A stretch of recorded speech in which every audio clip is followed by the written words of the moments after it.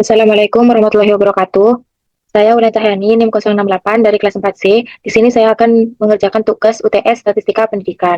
Di sini ada dua soal, langsung ke soal yang pertama, yaitu ada data jumlah istilah IPA yang dihafal kelompok kontrol dan kelompok eksperimen. Asumsi datanya berdistribusi normal. Parameter yang diuji adalah rata-rata. H0-nya tidak ada perbedaan rata-rata istilah IPA yang dihafal antara kelompok kontrol dan kelompok eksperimen.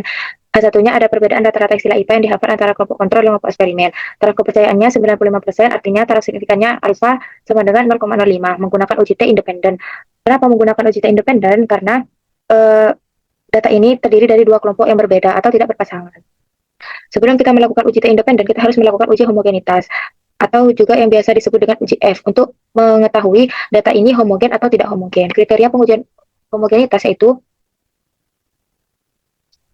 jika F lebih kecil dari F tabel, maka H0-nya diterima, artinya data ini homogen. Jika F lebih besar sama dengan F tabel, maka H0-nya ditolak, artinya data tidak homogen. Kita juga bisa membandingkan antara p-value dengan alpha. Jika p-value-nya lebih besar sama dengan alpha, maka H0-nya diterima, dan jika p-value lebih kecil dari alpha, maka H0-nya ditolak, dan yang diterima adalah H1. Prinsip dari uji F yaitu varian terbesar dibagi varian terkecil. Uji T dengan Excel menyatakan bahwa variabel 1 itu sebagai pembilang dan variabel 2 sebagai penyebut. Oleh karena itu, kita harus mengetahui dulu varian varian terbesar dan terkecil dari kelompok data ini itu yang mana dengan cara menggunakan rumus sama dengan var titik s buka kurung, kita blok yang angkanya saja, tutup kurung, enter. Selanjutnya juga sama menggunakan rumus sama dengan var titik s buka kurung, blok, tutup kurung, enter. Nah, di sini sudah kelihatan bahwa varian terbesar dari kedua data ini yang termasuk varian terbesar ada di data kelompok eksperimen. Jadi yang kelompok eksperimen ini sebagai variabel 1 dan varian yang kelompok kontrol ini sebagai variabel 2. Selanjutnya kita masuk ke uji homogenitas atau uji F. Dengan cara klik data analisis, kita pilih F-test to sample for variance. Klik OK. Variabel 1 adalah variabel yang terbesar, berarti kelompok eksperimen kita masukkan.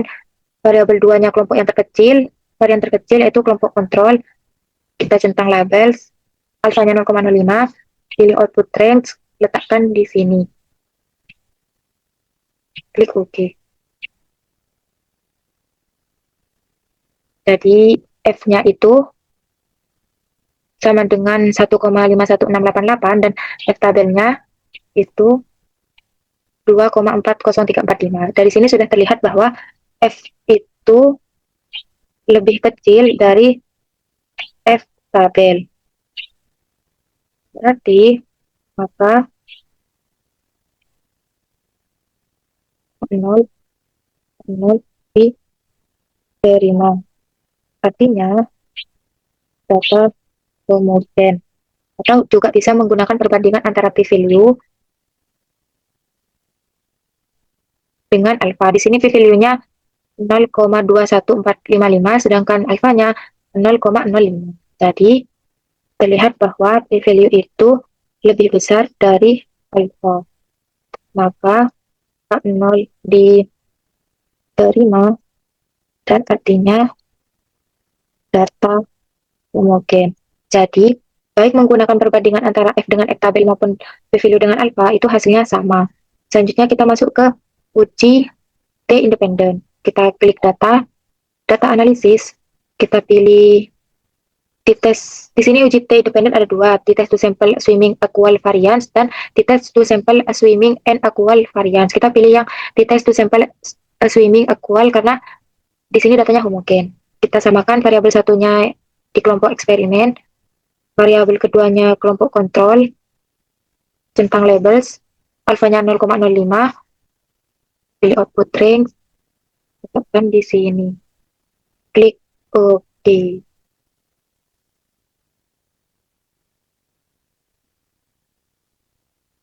Di sini T start sebagai T hitung,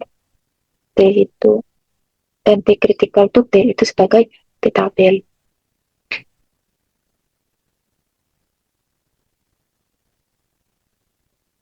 Di sini sudah terlihat bahwa T hitungnya itu 1,59196, sedangkan T tabelnya 2,04227. Dari sini dapat disimpulkan bahwa T hitung itu terletak di antara min T tabel dan T tabel. Jadi T hitung itu lebih kecil dari T tabel. dan itu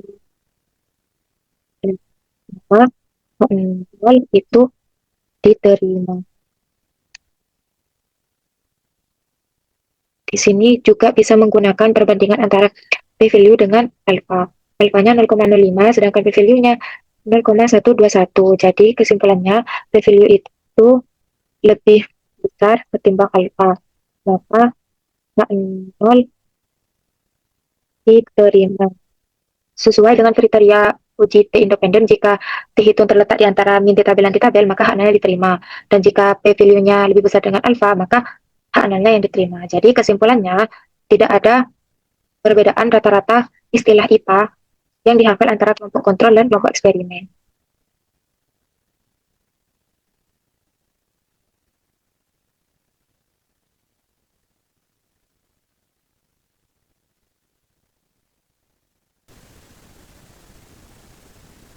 Selanjutnya ke soal yang kedua. Di sini ada data hasil belajar siswa sebelum dan sesudah pelatihan berpikir kritis. Asumsi datanya berdistribusi normal. Parameter yang diuji adalah rata-rata, hak nolnya tidak ada perbedaan hasil belajar siswa sebelum dan sesudah pelatihan berpikir kritis. Satunya ada perbedaan hasil belajar siswa sebelum dan sesudah pelatihan berpikir kritis. Taraf kepercayaannya 95%, artinya taraf signifikannya alfa sama dengan 0,05 menggunakan uji T berpasangan karena pretest dan post-test ini diambil dari siswa yang sama, jadi nilainya berpasangan antara sebelum dan sesudah. Hasil uji T berpasangan ini ditentukan lewat dari perbandingan T hitung dan T tabel atau perbandingan T value dengan alfa. Langsung saja kita ke uji T berpasangan. Nah, di sini ada data, klik data, data analisis, kita pilih t-test by rate to sample for means, klik OK. Variabel satunya masukkan yang pretest. Kalau yang variabel 2 ini yang post-test. Kalau uji T berpasangan ini variabel 1 dan variabel 2-nya bebas mau diletakkan yang mana dulu. Klik labels, alfanya 0,05, output range saya letakkan di sini. Klik OK.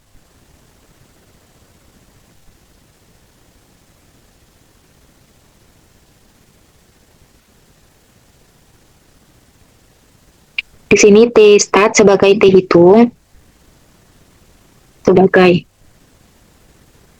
T hitung, dan T critical to tail ini sebagai T tabel.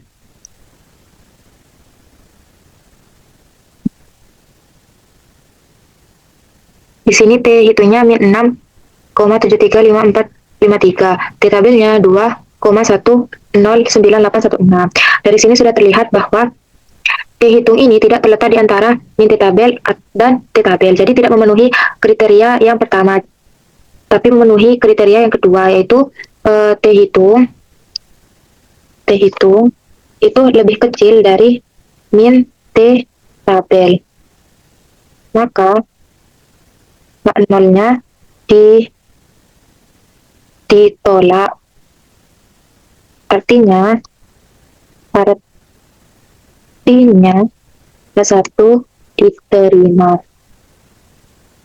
Atau juga bisa menggunakan perbandingan p-value dengan alfa. Ini p-value-nya. Nah, di sini p-value-nya itu 3,491. Di belakangnya ini ada E min 0,06. Berarti sebelum ini bukan nilai aslinya, sebelum angka 3 ini ada 0,00003. Berarti p-value-nya itu kita bandingkan dengan alfa. Alfanya 0,05. Jadi p-value itu hasilnya lebih kecil dari alfa. Maka hak